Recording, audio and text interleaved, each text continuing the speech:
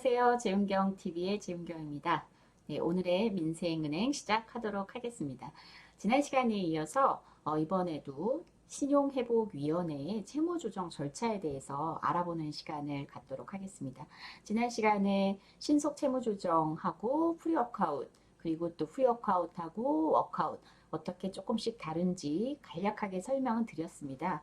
신속 채무조정은 이자율이 조정이 되기는 하는데 사실은 조정폭이 너무 적어서 연체가 아닌 상태에서도 신청해서 채무조정을 받으실 수는 있지만 근데 크게 사실은 이제 상환 부담이 줄지는 않는 단점이 좀 있다. 이렇게 말씀드렸고요. 30일 이상 연체를 하게 되면은 프리워크아웃을 받으실 수 있는데 프리워크아웃을 통한 채무조정 또한 원금을 감면받을 수 있는 것은 없고 이자율 감면이 있는데 이자율 감면폭이 신속 채무조정보다는 크지만 그래도 한 8%까지 받으실 수 있기 때문에 여전히 사실 좀 부담스러운 제도라고 볼 수 있습니다. 그리고 90일 이상 연체했을 경우 30일과 90일 사이에는 프리워크아웃이고 3개월 이상 연체를 하시게 될 경우에는 개인 워크아웃을 받으실 수 있다. 이렇게 지난 시간에 설명을 드렸습니다. 오늘도 이 개인 워크아웃 제도에 대해서 조금 더 자세히 몇 개 사례를 통해서 채무조정의 효용성에 대해서 좀 말씀을 드리도록 하겠습니다. 먼저 자료를 좀 보시면요. 지난 시간에도 제가 신용회복의 중요성에 대해서 말씀드렸는데 이게 채무 조정을 해주는 제도라고 이해하시면 되거든요. 그러니까 빚을 많이 일으켰는데 상환 자체가 어려워진 상태에 내몰렸을 때 그래서 파산의 위기를 맞는 채무자들을 사회에 다시 경제활동을 할 수 있도록 갱생해주는 제도로서 이 채무조정 제도는 어느 나라나 사실상 여러 형태로 운영이 되고 있습니다. 유럽 같은 경우에 그 선진국들은 유럽에 있는 선진국들은 주로 이제 사적 채무조정이라고 해서 금융회사들이 직접 채무자들의 채무조정을 지원할 수 있도록 그렇게 제도적으로 법적으로 강제를 하고 있습니다. 이 채무 조정이라는 게 결국 채무의 상환 기간을 연장해 주거나 아니면 방법을 한꺼번에 갚아야 되는데 이거를 분할로 또 아주 긴 기간 동안 나눠서 조금씩 갚을 수 있도록 조정을 해주거나 아니면 또 지금 당장 소득이 완전히 너무 중단이 된 상태여서 도저히 생활비도 감당이 안 된다. 이럴 경우에는 이제 변제 기일 자체를 아예 유예해 주거나 또 이자를 조정해 주는 방식이 있고 또 채무를 아예 면책해 주는 이런 모든 과정을 채무 조정 제도라고 이렇게 얘기를 하고 있습니다. 선진국의 사적 채무 조정 제도 제가 좀 전에 말씀드렸지만 이제 미국은 이제 주로 법원을 통해서 개인 파산이나 개인 회생 이런 제도를 통해서 법적 채무 조정을 해주는 경우가 좀 많고요. 유럽의 선진국들은 이제 사적 채무 조정 제도를 조금 법률로 강제하고 있는데 예를 들면은 제가 이 시간 통해서 많이 소개를 해드렸습니다. 다시 한번 좀 강조를 드리면요. 호주의 내셔널 컨슈머 크레딧 액트라고 영국의 소비자 신용법 모델에서 만든 법입니다. 영국하고 호주는 이렇게 법 체계가 비슷한 게 참 많습니다. 근데 영국의 소비자 신용법보다 호주의 내셔널 컨슈머 크레딧 액트가 조금 더 이 사적 채무 조정을 법률로 강제를 하고 있는데요. 그런 제도가 뭐냐면 하드십 베리에이션이라는 그 채무 조정 절차를 아예 규정을 하고 있습니다. 그래서 경제적으로 힘들어요 라고 채무자가 채무 조정을 신청을 하면 채권자는 채무 조정에 응해야 되는 의무가 발생합니다. 대부분 이제 영국이나 미국도 마찬가지고 독일도 마찬가지인데요. 채무 조정을 신청했을 경우 의무라기보다는 채무 조정을 해줄 것에 대한 권고 그리고 채무 조정을 의무하되 이 의무의 내용이 그렇게까지 이 호주처럼 강력하지 않은데 호주의 경우에는요. 이 채무 조정을 응할 의무가 있고 심지어 3개월 내에 채무 조정을 완료를 해야 되고요. 그리고 제가 지난 시간에 부실 채권에 대한 말씀 좀 드렸잖아요. 3개월 이상 연체된 채권을 부실 채권이라고 하고 이 부실 채권 비율이 높아지면 금융감독 당국으로부터 제재를 받는다. 이렇게 말씀을 드렸습니다. 한마디로 부실 채권 비율이 높으면은 그 금융회사가 건전성이 좋지 않다 해서 충당금을 더 쌓거나 뭐 이런 여러 가지 제재 조치들을 취할 수밖에 없는데 호주의 경우는요. 이 채무자가 채무 조정을 신청을 했는데 은행이 이 채무 조정을 빨리 안 해주면 이게 채무 조정이 끝날 때까지는 그 채권은 부실 채권으로 남아있게 됩니다. 그러니까 우리는 이제 부실 채권이 발생하면 은행들이 어떻게 한다고 말씀드렸죠? 그냥 상각 처리한다. 상각이란 표현 뭐 그렇게 어렵지 않습니다. 그냥 장부상에서 나 1,000만 원 받을 거 있었는데 이 채무자가 연체 중이야. 그래서 부실 채권이 됐네. 그러면 아유 손실봤다 치고 빵원 이렇게 만드는 게 상각이다. 이렇게 말씀을 드렸는데요. 이렇게 상각하는 방식으로 쉽게 장부에서 빼버리니까 얼마나 쉽습니까? 이런 방식으로 부실채권을 없앨 수 있는데 호주는 채무자가 요청하면 채무 조정해줘야 되고 3개월 동안 사실 질질 끌면서 채무 조정을 해주게 되면은 결과적으로 은행은 부실채권을 해소하지 못하기 때문에 계속 들고 있어야 되는 거죠. 그래서 부실채권 비율이 높아지므로 은행에 오히려 손해가 발생할 수 있습니다. 그래서 채권자 입장에서는 채무 조정에 응할 의무도 있고 심지어 부실 채권을 해소해야 되는 빠르게 해소해야 되는 그런 이점 때문에라도 채무자의 채무 조정 내용을 아주 채무자 입장에서 적극적으로 그렇게 해주고 있다는 겁니다. 그리고 여기서 끝이 아니고요. 그 호주의 내셔널 컨슈머 크레딧 액트 같은 경우는 만약에 이렇게 했는데 채무자가 최종적으로 아니야 난 그 은행이 요 정도 채무 조정 해주는 거는 좀 받아들이기가 힘들어 이렇게 얘기하면서 협상이 결렬이 될 경우는요 제3자 중재기구의 중재 절차에 돌입이 되는데 보통 이제 로스쿨 같은 그 로센터 같은 데서 하거든요. 이 로센터에서 옴부ds만들이 그 협상 결렬 시 채무 조정에 아예 중재를 하고 개입을 하게 됩니다. 그래서 이 옴부ds만들이 채무 조정 내용을 딱 채무자 입장에서 정해서 채권자한테 제안을 하면 그 내용대로 강제적으로 채무 조정해야 되는 그래서 훨씬 더 불리해질 수 있거든요. 그래서 채권자는 최대한 신속하게 빠르게 채무자의 의사를 반영해서 채무 조정을 해줘야 되는 그런 식으로 채무 조정 절차가 이게 결국 금융회사에서 적극적으로 하는 거잖아요. 그래서 사적 채무 조정이 활성화돼 있습니다. 우리도 이제 사적 채무 조정 제도가 있죠. 그게 바로 이제 대표적인 곳이 이제 신용회복위원회입니다. 그러니까 신용회복위원회가 법률로 이 근거를 마련을 하고 있지만 이전에는 사실 금융회사들 간의 자율적인 협약에 의해서 만들어진 사단법인이었거든요. 그래서 사적인 규부죠. 여전히 서민의 금융생활 지원에 관한 법률에 근거해서 신용회복 지원 협약을 체결한 금융회사의 채무를 조정하는 사적 채무조정기구다. 라고 법률의 근거는 하고 있지만 법적 기구라고 보기는 어렵고요. 여전히 이사회라든가 그리고 협약 그 자체는 법률적 강제는 아닙니다. 권고를 하고 있죠. 그래서 사적 채무 조정 기구다. 이렇게 우리는 신용회복위원회에 대해서 이해할 수 있고요.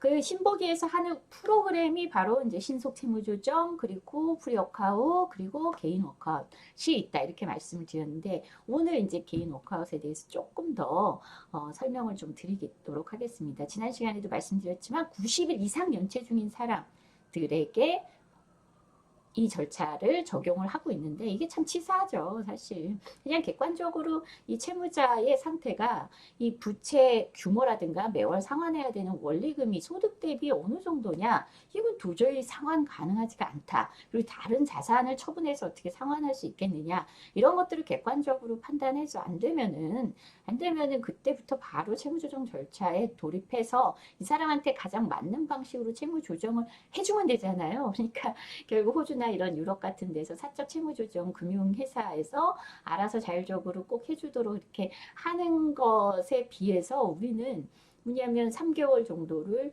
연체를 해서 그 추심의 고통을 도저히 감당을 할 수 없을 정도로 빚 상환이 어렵다는 걸 증명하라는 거죠. 그래서 이런 전제 조건이 있다는 게 좀 개선의 필요성이 분명히 있다. 이렇게 말씀을 지난 시간에도 드렸는데요. 어쨌든 개인 워크아웃은 3개월 이상 연체 중인 사람 중에서 채무조정 이후 장기간 분할 상환이 가능한 사람한테 필요한 제도고 그렇게 적용이 되고 있습니다. 지원 대상도 3개월 이상 말씀드렸고요. 그리고 우리나라의 이런 그 신용회복위원회를 통한 사적 채무조정 기구가 그래도 유일한 장점이라고 한다면요.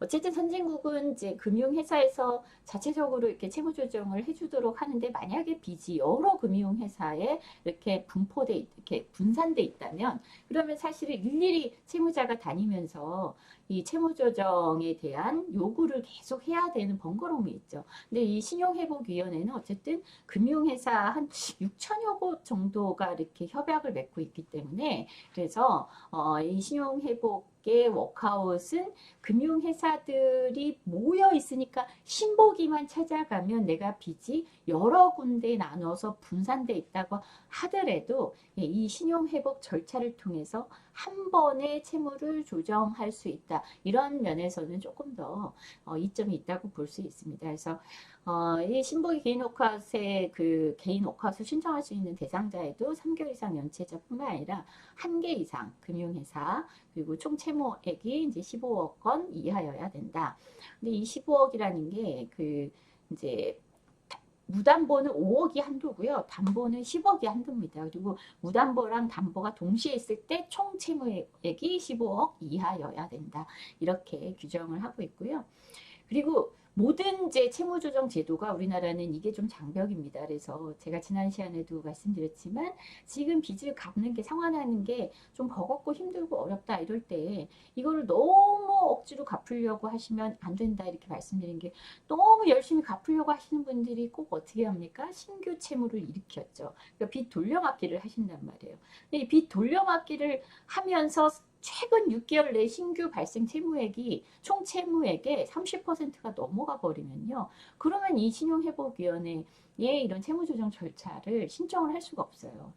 그리고 법적 채무조정도 마찬가지입니다. 개인회생이나 아니면 또 개인 파산의 경우에도 6개월 혹은 1년 이내 신규 채무액의 비중이 높으면 개인회생 인가나 그리고 개인 파산 절차 자체가 사실은 좀 어렵다고 보셔야 돼요. 그래서 가급적이면은 지금 부채 상환이 어렵다. 그러면 찬찬히 아주 객관적으로 판단을 받아보셔야 됩니다. 스스로 내리기 어려우실 게 뻔하기 때문에 그럴 때는 전문가에게 내 부채 현황이 이런데 이렇게 계속 갚아 나가는 것이 맞느냐 아니냐 어떻게 하는 것이 가장 적합한 대안이냐라는 것을 상담을 받아보시는 게 반드시 필요합니다. 그래서 최근 6개월 내에 빚 발생하지 않도록 주의하시는 것이 필요하다.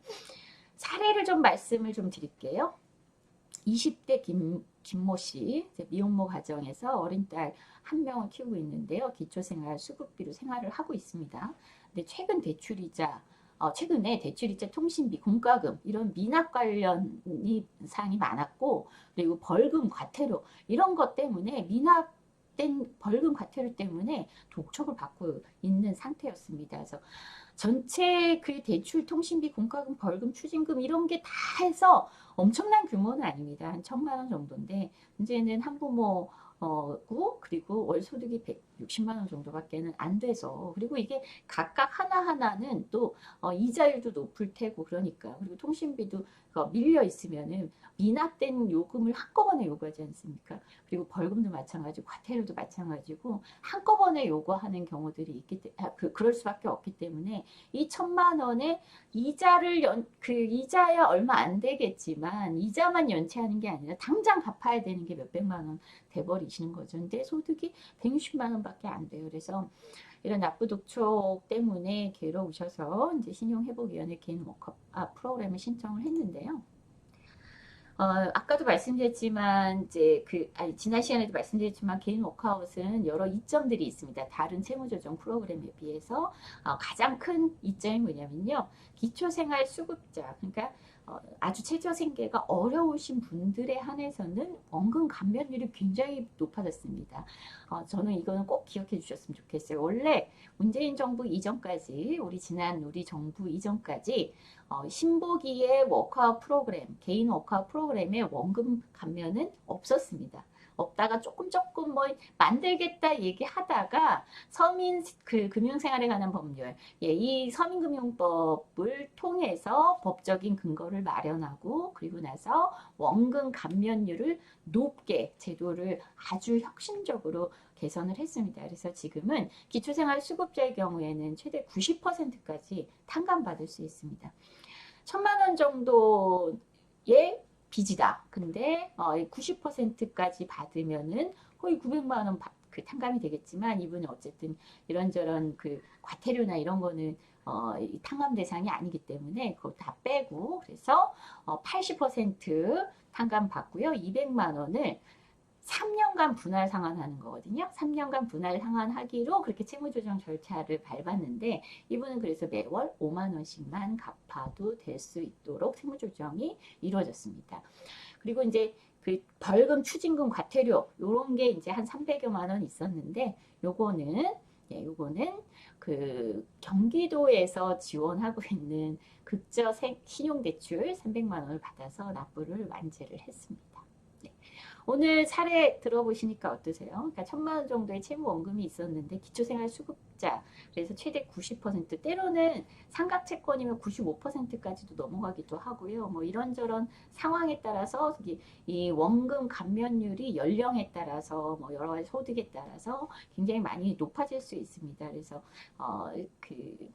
좀 생활이 많이 어려우신 분들 이런 분들의 경우에는요. 법원의 개인 회생이나 개인 파산 제도는 이용하는 절차가 굉장히 복잡하고 좀 시간도 많이 걸리는 것에 비해서 신용회복위원회 개인 워크아웃 프로그램은 이제 조금 더 법원보다는 이제 이용하는 데 있어서 그 도움을 많이 받으실 수 있으니까 좀 기초생활 수급자거나 아니면 연령이 많으시고 소득이 굉장히 좀 현격하게 낮으신 경우에는 이렇게 워크아웃 프로그램을 활용하시면 1,000만 원에서 만약에 이제 90%, 95%까지 탕감을 받는다 그러면 남는 대출 원금이 얼마 없고 그 원금 또한 또 이렇게 기간을 길게 나눠서 분할 상환할 수 있기 때문에 그동안에 이 상환할 수 없었던 상환하기 힘든 이런 빚의 굴레에서 벗어날 수 있는 아주 좋은 기회가 되실 겁니다. 그래서 개인 워크아웃 적극적으로 활용해 보셨으면 좋겠습니다. 오늘 방송은 여기까지 하도록 하겠습니다. 다음 시간에 뵙겠습니다.